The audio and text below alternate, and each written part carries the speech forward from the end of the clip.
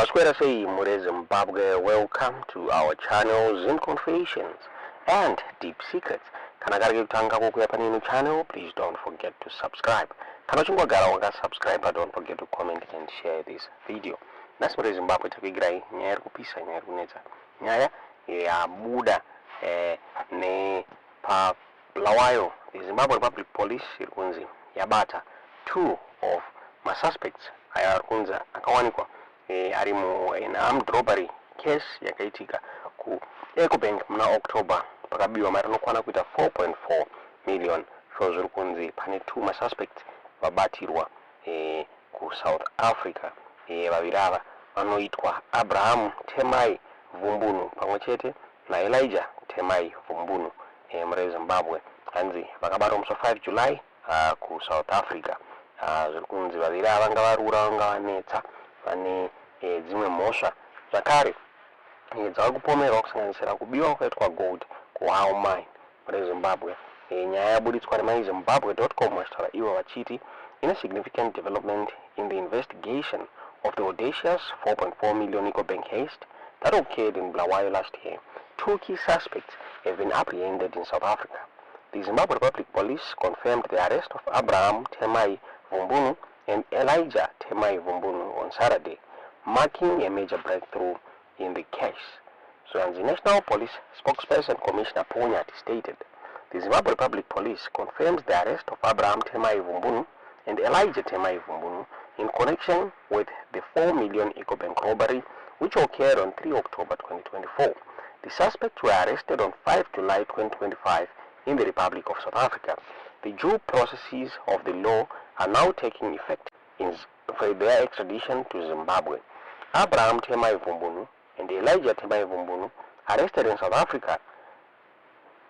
The arrest comes after 7 armed robbers brazenly stole 4 million from an Ecobank branch at the National Railways building in Bulawayo Central Business District on 3 October 2024. The daring robbery, executed in broad daylight at the corner of 5th Street and 9th Avenue, just a kilometer from the Bulawayo Central Police Station, stand on lookers. Police sources indicated that Vumbunu brothers had been moving between provinces in South Africa, attempting to evade capture. Investigators, in collaboration with Interpol and regional law enforcement, tracked them down after weeks of surveillance. The extradition process is now underway, with Zimbabwean authorities expected to travel to South Africa to bring the brothers back to face justice. Commissioner Nyati reiterated the commitment to apprehending criminals who commit crimes in Zimbabwe and flee to neighboring countries, ensuring they face the full force of the law. We also urge the media to be cautious and patient in reporting events relating to the Ecobank robbery as leads on the suspects and their activities unfold, he added, noting that more details will be released in due course.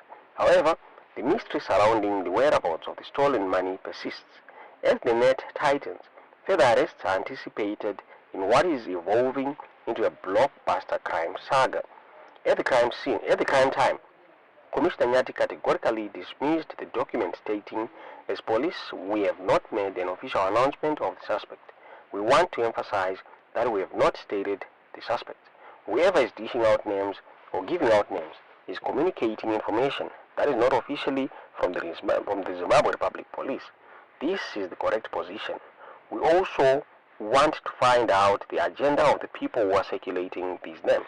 We will issue the names at the appropriate time once we have had a proper position. Adding to the controversy, reliable sources revealed that two individuals named on the leaked list, David Sawaji and Israel Zulu, are deceased. Sawaji, according to police sources, died in a shootout with detectives in Harare in 2023. Zulu, meanwhile, was reportedly fatally shot by a How Mine chief security officer during a confrontation in October 2022 following a cash-in-transit robbery involving nearly 12 kgs of gold. A relative of Sawaji, who requested anonymity, told the Standard last year that if it is true that the police released such a statement, one is left questioning if there is ever such an investigation taking place. If the police made a mistake, the logical thing to do is to issue an apology to the family. We have accepted that we lost our brother under unclear circumstances, but linking him to a crime from his grave cannot be tolerated. The leaked list also highlighted the notorious criminal history of Elijah Vumbunu, who was identified as a prime suspect in the Ecobank robbery. Vumbunu's criminal record is extensive, including a previous conviction for 40 million yes to Muntari in 2003, a subsequent prison break from Chikurubi Maximum Prison in 2005, and alleged involvement in the 2022 Honai gold robbery. He was only recently released from prison on bail pending an appeal against a 40-year sentence. His brother, Takafa Vumbunu, is also a wanted man with a 62-year sentence for armed robbery. Both brothers, along with their older brother Abraham, also recently released from prison for armed robbery, are known to have engaged in criminal activities since the mid-1990s. The Brazza nest, which unfolded in broad daylight, saw a 7-man gang vanish with millions in a mere 149 seconds, leaving banking staff and bystanders in disbelief. A female street vendor recounted the events. He bought chewing gum but didn't say anything to me. He kept looking all over the place, then suddenly ran in the direction of the bank. When I looked to see why he was running, I saw him wrestling with one of security guards. She recounted, requesting anonymity. Everything happened so fast. When I saw guns, I grabbed my stuff and ran in the opposite direction. In a very short space of time, the white pickup truck sped away, turned left at the traffic lights and disappeared. Both Sibanda and Zulu were represented by Prince Bushe Dube of Bushe and Associates, who mounted a robust defense, effectively challenging the investigating officer, Detective Assistant Inspector Tawedzera Shiriapenga, during cross-examination and significantly weakening the prosecution's case. During the proceedings, Dube questioned the foundation of the charges, pointing out that the pair had initially been arrested for armed robbery. He pressed Shiriapenga on why the charges had been altered, despite the original arrest being based on robbery allegations. Shiriapenga denied arresting the suspects for robbery, a claim quickly undermined when his affidavit compiled that very morning contradicted his statement. Earlier you said you do not arrest them for robbery, yet your affidavit shows the accused was picked up for interviews in a robbery case. Were you being economical with the truth? Bushe Dube asked pointedly. Shiriapenga attributed the discrepancy to a typing error. Undeterred, Dube continued his line of questioning, exposing further inconsistencies in Shiriapenga's testimony. In court, Shiriapenga alleged that Sibanda had acquired several properties, some of which were registered under his wife's and daughter's names: 2 houses in Kodru Park and Mbundane, 2 rural homesteads, a Hino truck, a Honda Fit, fencing for his Isinza homestead worth 7,600. Are you suggesting that a married woman cannot own property? Did you examine the agreements of sale and verify whose name appeared on the documents? Was it not his wife's? Is there anything that needs to be recovered, as you claim, when everything is properly documented and above board? Dube challenged. But Dube tore holes in the claims. Have you seen the agreements of sale? Are you aware the property are properly documented? Do you even understand what constitutes money laundering? He asked, hammering home the investigative incompetence. You are not equipped to investigate this case. You are undertrained and have bungled the process. The charges were initially based on armed robbery, and there is no merit in the money laundering allegations. Do you even understand what money laundering entails? Are you aware of the Commercial Crimes Division? They handle such cases, not you. Yet you seek to deprive a man of his liberties. Dube scorned, leaving Shiriapenga speechless. Dube argued that Sibanda was a suitable candidate for bail, citing his clean record and the absence of any evidence linking him to the criminal activity.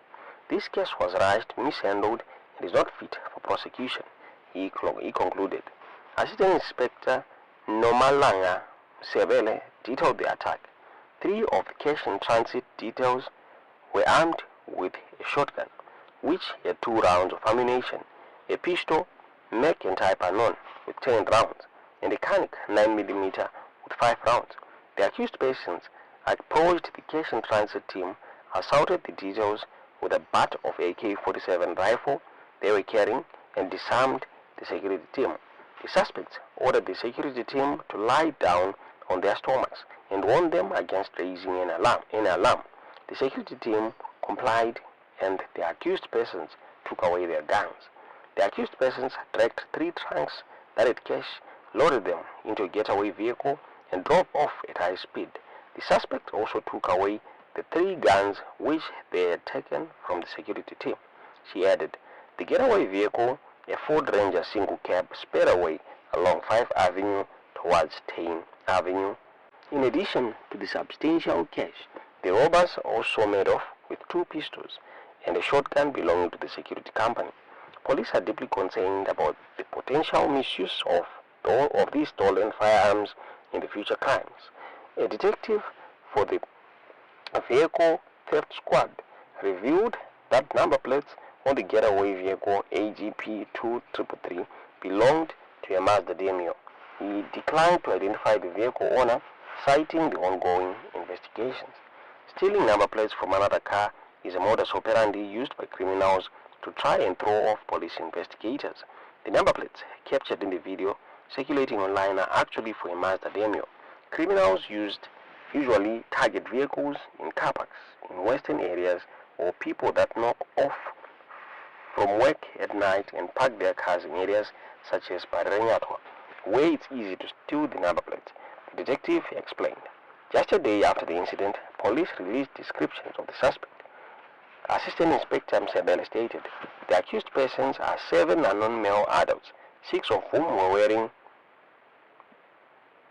balaclava masks, and 1 was not wearing any mask. One of the accused persons is approximately 1.65 meters in height, light in complexion. The CCTV footage of the 149-second cash heist at Bulawayo Ecobank continues to circulate, serving as a stark reminder of the audacity of the crime and the challenges facing law enforcement in bringing the perpetrators to justice. Mabatirwo Aitwa nyaya ine myzimbabwe.com muri Zimbabwe. Tisikaziye kuti munoona sei nyaya iyi, tiudziwe zvamunofunga mu comment section.